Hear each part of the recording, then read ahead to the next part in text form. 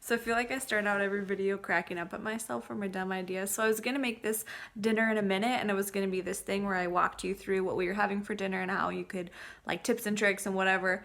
Do you know how short a minute is? It's like virtually impossible to even have like 7 sentences, let alone like a descriptive video that's educational in any way in 60 seconds.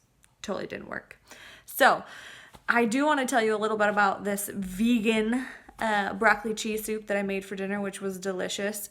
So part of what I'm working on for this upcoming class that I'm teaching on, like meal prep and planning and how to like kind of convert your favorite recipes into really like nutrient dense, good for you type deals, is practice with some of my own favorites. So I grew up loving a broccoli cheese soup, the one that's got like the Velveeta and like yes, and like it's just like heart attack city delicious, like frozen broccoli and all that jazz. So what I made tonight was a variation on that. That was still really delicious. It wasn't thick and gooey, but it had the right texture, the right flavors, the right like it just felt like growing up broccoli cheese soup.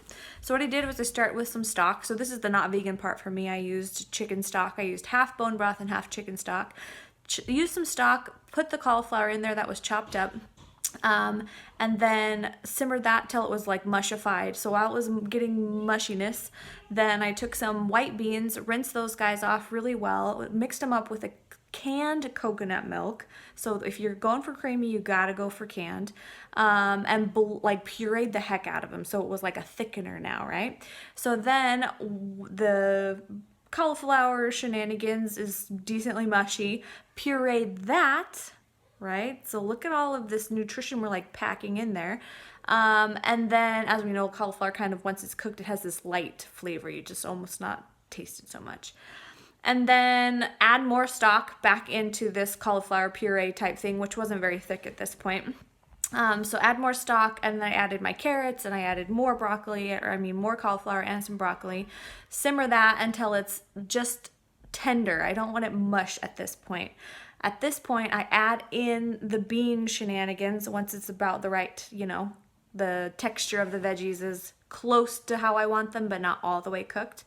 And kind of bring that back up to a simmer again. So now it's getting thicker. This is the tricky part. Nutritional yeast is our cheesifier. And so well, for me, it was about a cup because I like tripled the recipe, which by the way, I got from bitesofwellness.com, tweaked it a little bit to fit our tastes, because you always taste as you cook, and it was so good.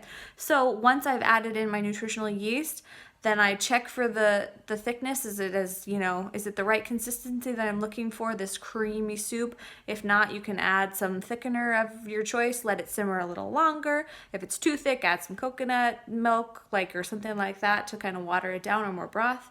And then I added a little thyme, some garlic salt, just garlic powder, some Himalayan pink salt to get the right flavor, and Bob's your uncle, a little pepper. It was super good. It totally reminded me of broccoli cheese soup. It was a favorite across the family, and it was good to go. So I'll post a link to the recipe, and if you're interested, sign up for the cooking class so that you can be able to. I waited 35 minutes total it took me to cook it, and I didn't have to go to the store. I had all the ingredients already. So, all right, thanks.